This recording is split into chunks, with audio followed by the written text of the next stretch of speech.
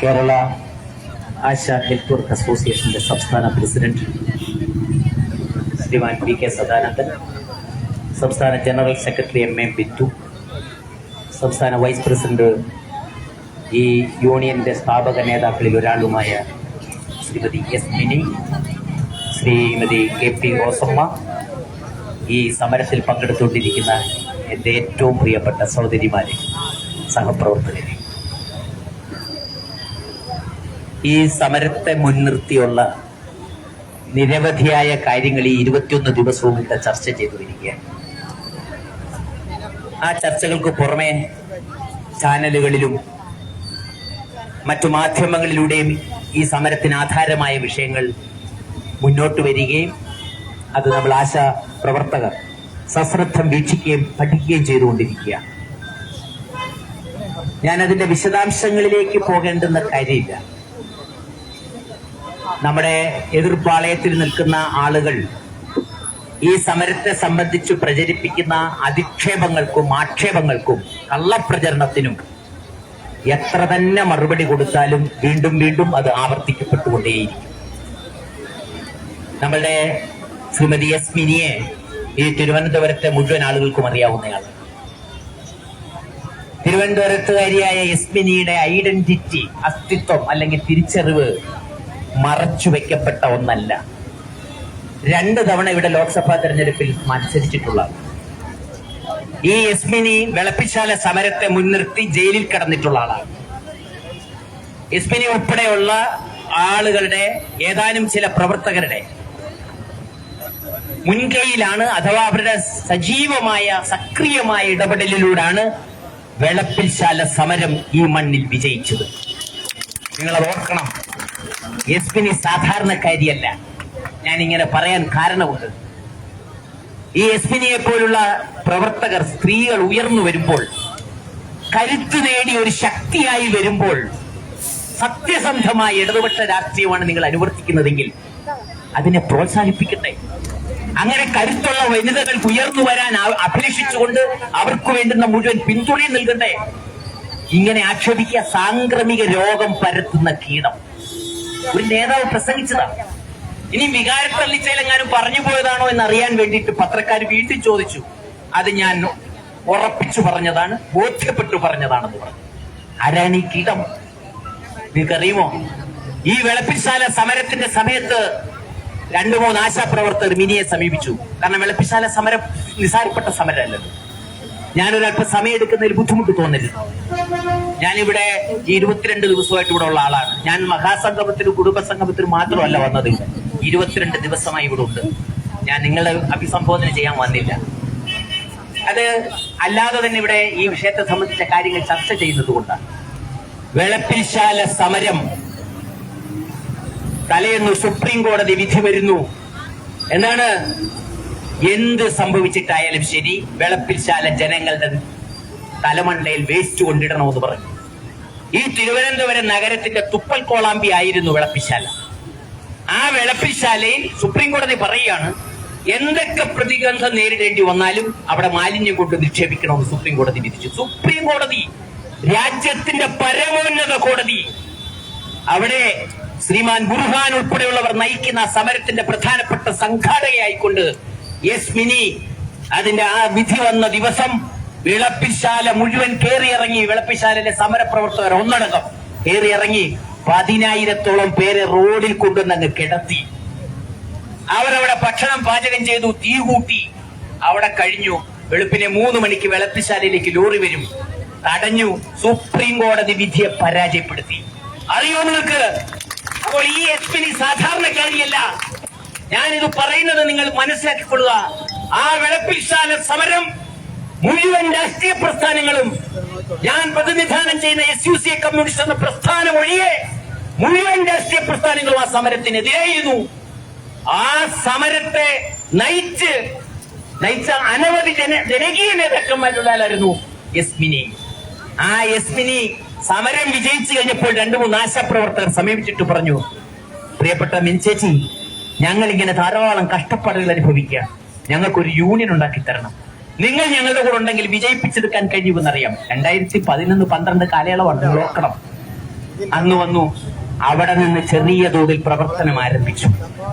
ഇന്ന് സംസ്ഥാനം മുഴുവൻ പടർന്നു പന്തലിച്ച Kerala Asha health work association എന്ന് പറഞ്ഞ സംഘടന അവിടെ തുടക്കം കുറിച്ചു.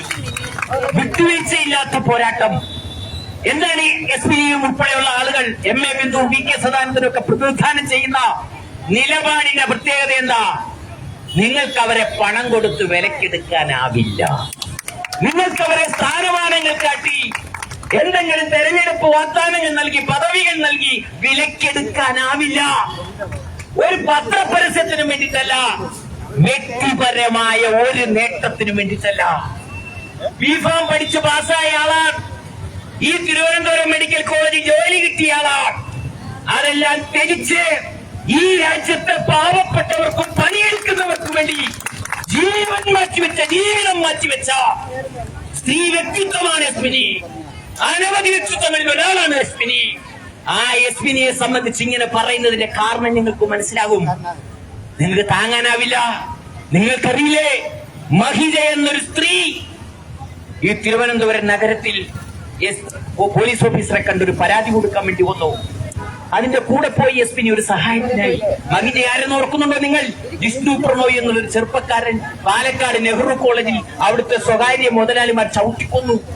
മകൻ മരിച്ച നൊമ്പരത്തിൽ മഹിജ എന്ന മാതാവ് കരഞ്ഞു നിലവിളിച്ച് നഗരത്തിൽ വന്നപ്പോൾ ആ അമ്മയോടൊപ്പം പോലീസ് ഓഫീസറെ കാണാൻ പോയ മിനിയെയും മിനിയുടെ ജീവിത പങ്കാളിയായ ഷാജർ ഖാനെയും കൂടെ സഹപ്രവർത്തകനായ ശ്രീകുമാറിനെയും ഉൾപ്പെടെയുള്ളവരെ അറസ്റ്റ് ചെയ്ത് ജയിലിലാക്കി 2 ആഴ്ചയിലധികം തടവിൽ പാർപ്പിച്ചു. മഹിജയോടൊപ്പം ആ മകനെ നഷ്ടപ്പെട്ട ഒരു മകന് വേണ്ടി സമരം ചെയ്യാൻ വന്ന ഒരമ്മയോടൊപ്പം നിന്നതിന്റെ പേരിൽ അപ്പൊ ഞാനത് സൂചിപ്പിക്കുന്നത്, ആ നിലപാട് ചെറിയൊരു നിലപാടല്ല, സാധാരണ നിലപാടല്ല. ഇത് വിട്ടുവീഴ്ചയില്ലാത്ത നിലപാടാ. പിടിച്ചാൽ പിടിച്ചിടം കൊണ്ടേ പോരും. അതാണ് വെളുപ്പിശാലെ നമ്മൾ തെളിയിച്ചത്. എല്ലാരും കൂടെ സംഘടിതമായി ചേർത്ത് പരാജയപ്പെടുത്തിയിട്ട് എന്തുകൊണ്ടാ വെളുപ്പിശാല വിജയിച്ചത്? ഈ സമീപനം കൊണ്ടാ. വ്യക്തിപരമായ ഒരു താല്പര്യവുമില്ല. ഈ VK സദാനന്ദ മാഷിന് വ്യക്തിപരമായ ഒരു താല്പര്യവുമില്ല. വയനാട്ടിൽ സുൽത്താൻ ബത്തേരിയിൽ ഒരു മുറി താമസിക്കുകയാണ്. ട്രേഡ് യൂണിയൻ പ്രവർത്തനം നടത്തുകയാണ്. അവിടുത്തെ കർഷകരെയും പാവപ്പെട്ടവരെയൊക്കെ സംഘടിപ്പിച്ച് പ്രവർത്തിക്കുകയാണ്. ജീവിതം ഒഴിഞ്ഞു വെച്ച ആളാണ്. 72 വയസ്സുണ്ട്. ജീവിക്കുകയാണ്. ജീവിതം അപ്പാടെ സമർപ്പിച്ചുകൊണ്ട് ഈ യസ്മിനിക്കോ ഈ ഇരിക്കുന്ന VK സദാനന്ദനോ കേരളത്തിൽ 1 സെന്റ് ഭൂമി പോലുമില്ല സ്വന്തമായിട്ട്. ഈ പൊതുപ്രവർത്തനത്തിനിടയിൽ 4-5 പതിറ്റാണ്ട് നീങ്ങുന്ന പൊതുപ്രവർത്തനത്തിനിടയിൽ വ്യക്തിപരമായതൊന്നും നേടിയിട്ടില്ലാത്ത, ഒരു താല്പര്യങ്ങളും ഇല്ലാത്ത, സമൂഹത്തിന്റെ പണിയെടുക്കുന്നവന്റെ താല്പര്യത്തിന് വേണ്ടി ജീവിതം ഒഴിഞ്ഞു വെച്ച നേതാക്കളാണ് കേരള ഹെൽത്ത് വർക്ക് അസോസിയേഷൻ നയിക്കുന്നത്. അതുകൊണ്ട് ഒരാൾക്കും വിലക്കെടുക്കാനാവില്ല. അതാണ് ഈ യൂണിയന്റെ പ്രത്യേകത. ഈ യൂണിയന്റെ സ്ഥൈര്യം, യൂണിയന്റെ സത്യസന്ധത, അതിന്റെ കെൽപ്പ്, ഇത് നമ്മുടെ നാട് ഭരിക്കുന്ന ആളുകൾക്കറിയാം. ഇതിനെ വിലക്കെടുക്കാനാവില്ല. വെളുപ്പിശാല സമരത്തിന് ഒരു പ്രത്യേക ഘട്ടത്തിൽ ഉമ്മൻചാണ്ടി സാർ ഒരു മീറ്റിംഗ് വിളിച്ചു ചേർന്നു. ആ മീറ്റിംഗിൽ നമ്മുടെ സുഭാഷ് സാർ അടക്കമുള്ള ആളുകൾ പങ്കെടുത്തു. ഉമ്മൻചാണ്ടി സാർ പറഞ്ഞു, നിങ്ങൾ ഒരു 6 മാസം കൂടെ സാവകാശം തരണം ഈ പ്രശ്നം പരിഹരിക്കണം. അതുവരെ വെളുപ്പിശാലയിൽ മാലിന്യം വിടാൻ അനുവദിക്കണമെന്ന് പറഞ്ഞു. അവിടെ ബുർഹാനും സുഭാഷ് ഉൾപ്പെടെയുള്ളവർ എഴുന്നേറ്റ് നിന്ന് പറഞ്ഞു, 1 ദിവസം പോലും ഞാൻ അനുവദിക്കില്ലെന്ന്. അനുവദിക്കാവുന്നിടത്തോളം അനുവദിച്ചു. ഉമ്മൻചാണ്ടി സാർ ചർച്ച നിർത്തി ഇറങ്ങിപ്പോകേണ്ടി വന്നു, അത്ര പ്രതിഷേധത്തോടെ. പക്ഷെ നമ്മൾ വിട്ടുവീഴ്ച ചെയ്തില്ല. വിട്ടുവീഴ്ച ചെയ്യരുത്. നിങ്ങൾ ഓർത്തു നോക്കി, നമുക്ക് വിട്ടുവീഴ്ച ചെയ്യാനാവുമോ? 232 രൂപയ്ക്ക് വേണ്ടി പണിയെടുക്കുന്ന ഈ കേരളത്തിലെ പാവപ്പെട്ട സ്ത്രീകൾക്ക് എന്ത് വിട്ടുവീഴ്ച ചെയ്യാനാ? വിട്ടുവീഴ്ച ചെയ്യാനാവില്ല. ഇത് നേടിയെടുത്തേ പറ്റൂ. അങ്ങനെ വിട്ടുവീഴ്ച ചെയ്യാതെ പോരടിക്കുന്ന ഒരു നേതൃത്വത്തെ നമുക്ക് വേണം. സ്വാർത്ഥ താല്പര്യങ്ങളില്ലാത്ത, വ്യക്തി താല്പര്യങ്ങളില്ലാത്ത, ജീവിതം മുഴുവൻ സമൂഹത്തിന് വേണ്ടി, തൊഴിലാളികൾക്ക് വേണ്ടി ഒഴിഞ്ഞുവെച്ച നേതാക്കൾ ഉണ്ടാകണം. ധൈര്യത്തോടെ നിങ്ങൾക്ക് ഈ നേതൃത്വത്തിന്റെ പിറകിൽ അണിനിരക്കാം. ഒരിക്കലും ചതിക്കില്ല. അത് ബോധ്യപ്പെട്ടുകൊണ്ടിരിക്കുകയാണ്. അല്ലെങ്കിൽ ഇങ്ങനത്തെ സമരമുണ്ടോ? ഈ ഷൈല കെ ജോൺ ഇവിടെ 22 ദിവസമായി ഈ തെരുവിൽ കിടക്കുക നിങ്ങളോടൊപ്പം. ഈ ബിന്ദു, ഈ യസ്മിനി കിടക്കല്ലേ ഇവിടെ? സമരത്തിന് ആഹ്വാനം ചെയ്തിട്ട് നേതാക്കൾ ഏതെങ്കിലും ഓഫീസിൽ പോയി കിടക്കുകയാണോ? അല്ല. ഇവിടെ ഈ സമരവുമായി ബന്ധപ്പെട്ട് എന്തെല്ലാം കാര്യങ്ങളും നിങ്ങൾ ഓർത്തു നോക്കിക്കുക.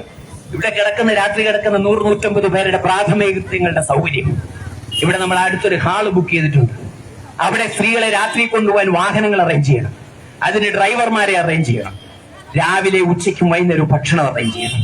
ചെയ്തുകൊണ്ടിരിക്കുകയാണ്. ബിന്ദുവും എസ്ബിനിയും വി കെ സദാനന്ദ മാഷും കൂടെ ചേർന്നുകൊണ്ട്, അദ്ദേഹത്തിന്റെ സഹപ്രവർത്തകർ ചേർന്നുകൊണ്ട് മാധ്യമങ്ങളെ ബന്ധപ്പെടണം, അവരുമായുള്ള കമ്മ്യൂണിക്കേഷൻ നടക്കണം. ഏതെല്ലാം തരത്തിലുള്ള വിവിധ ജില്ലകളിലെ പ്രവർത്തനത്തെ കോർഡിനേറ്റ് ചെയ്യണം. ഇത് മുഴുവൻ ചെയ്തുകൊണ്ട് തന്നെ ഇവിടെ കിടന്ന് സമരം ചെയ്തുകൊണ്ടിരിക്കുകയാണ്. അങ്ങനെ നേതൃത്വമാണിത്. അതുകൊണ്ട് എനിക്ക് കേരളത്തിലൂടെ എത്തിച്ചേർന്നിരിക്കുന്ന കേരള ഈ ആശാ നെറ്റ്വർക്ക് അസോസിയേഷന്റെ പ്രവർത്തകരായിട്ട് എത്തിച്ചേർന്നിരിക്കുന്ന മുഴുവൻ ആളുകളോട് പറയാനുള്ളത്, മടങ്ങിച്ചെന്ന് ആത്മവിശ്വാസത്തോടെ, ധൈര്യത്തോടെ, ആത്മാഭിമാനത്തോടെ ഈ അസോസിയേഷനിൽ മെമ്പർഷിപ്പ് എടുക്കാനും സംഘടന രൂപീകരിക്കാനും കേരളത്തിൽ PHSC തലത്തിൽ കമ്മിറ്റികൾ രൂപീകരിക്കാനും സുശക്തമായ ഒരു സംഘടന ബിൽഡപ്പ് ചെയ്താൽ നമ്മൾ ഈ 21,000 എന്ന് എഴുതിയിരിക്കുന്ന കണ്ടിട്ട് കൊതിച്ച് കടന്നുപോയില്ലെന്നല്ലേ ചോദിക്കുക. പ്രകടനപത്രികയിൽ 21,000 അവരെഴുതി വെച്ചിരുന്നു. കടന്നുപോയി ചോദിച്ചില്ലേ? കടന്നൊന്നും പോയിട്ടില്ല. സംഘടന ഉണ്ടാക്കിയെടുത്താൽ, നെറ്റ്വർക്ക് അസോസിയേഷന്റെ സംഘടന ഗ്രാസ് റൂട്ട് ലെവലിൽ താഴെത്തലം മുതൽ ഉണ്ടാക്കിയെടുത്താൽ 21,000 രൂപയും ആശാവർക്കർമാർ നേടി. ഒരു സംശയമുള്ള കാര്യത്തിൽ അതിന്റെ മുന്നുപാധി ഒന്നു മാത്രമാണ്, യൂണിയൻ ഉണ്ടാക്കിയെടുക്കണം, സംഘടന ഉണ്ടാക്കിയെടുക്കണം. സംഘടനയാണ് പ്രധാനം, അതാണ് പ്രധാനം. അത് ഓർമ്മിപ്പിക്കുകയാണ് ഞാൻ ഒന്ന് ആദ്യം പറഞ്ഞ വിഷയം നേതൃത്വം.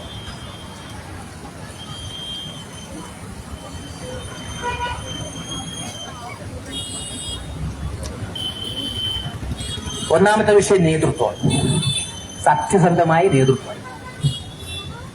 അത് നമ്മൾ കണ്ടെത്തി കഴിയും. രണ്ടാമത്തത് സംഘടനയാണ്. താഴെത്തലം മുതൽ സംഘടന വേണം. സത്യസന്ധമായ നേതൃത്വവും സംഘടനയുണ്ടെങ്കിൽ 21,000 രൂപയല്ല, നമ്മുടെ സ്ഥിര നിയമനവും നേടും, എല്ലാ ആനുകൂല്യങ്ങളും നേടും, അന്തസ്സായി ഈ ഭൂമിയിൽ ജീവിച്ച് മരിക്കും.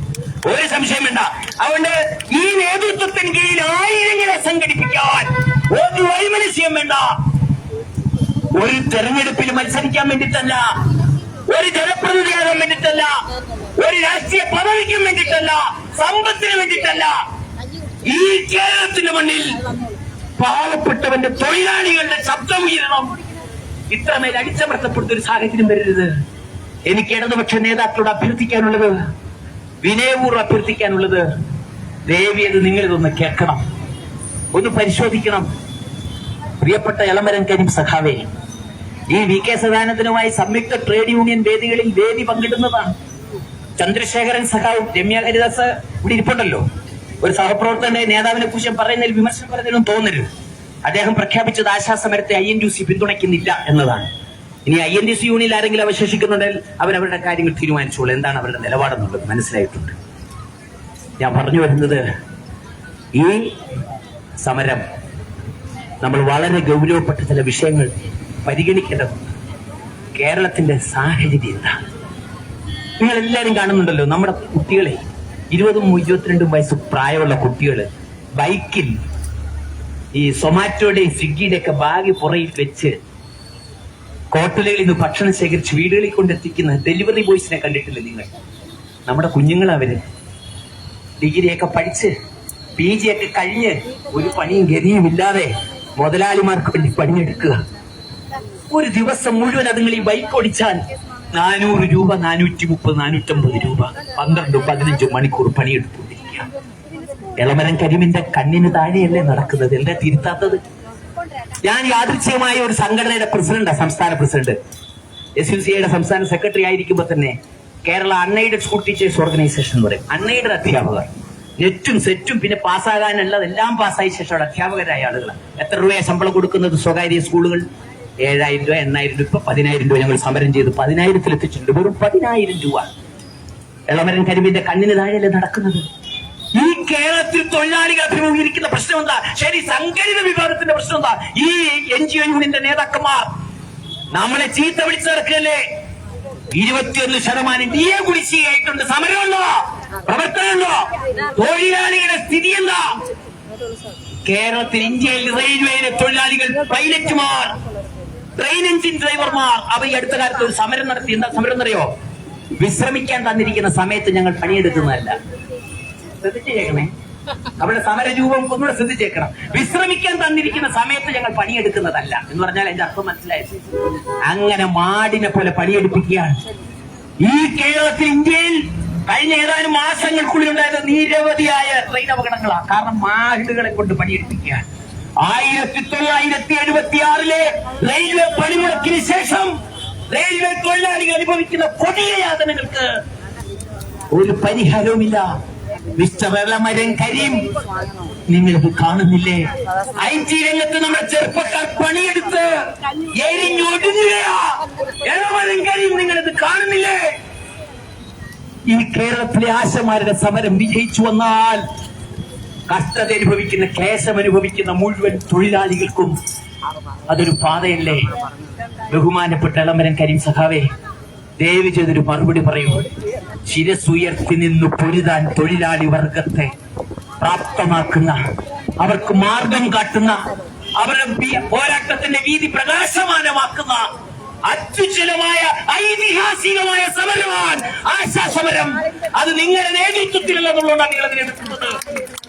ആ സമരം വളർന്ന് ശക്തിപ്പെട്ട് വിജയിച്ചു വന്നാൽ കേരളത്തിൽ കണ്ണീരൊഴുക്കുന്ന മുഴുവൻ തൊഴിലാളികൾക്കും നിലനിൽക്കാൻ പൊരുതാനുള്ള ഊർജ മാതൃകയായി മാർഗമായി മാറും.